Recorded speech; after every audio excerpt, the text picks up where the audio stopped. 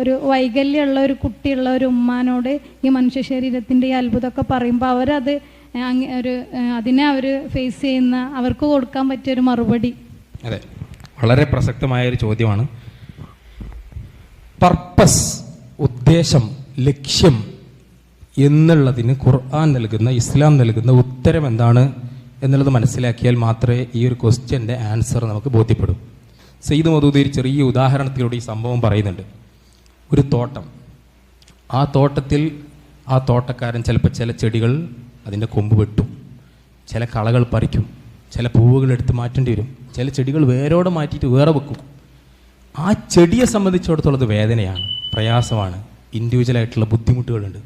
പക്ഷേ ഒരു ഹോളിസ്റ്റിക് ആയിട്ടൊരു തോട്ടത്തെ നമ്മൾ പരികൽപ്പിക്കുന്ന സമയത്ത് ആ വെട്ടലിനും ആ പിഴുതെറിയലിനും ആ പറിച്ചു മാറ്റലിനും ഒക്കെയും അർത്ഥങ്ങളുണ്ടായിരുന്നു. അതിനേക്കാൾ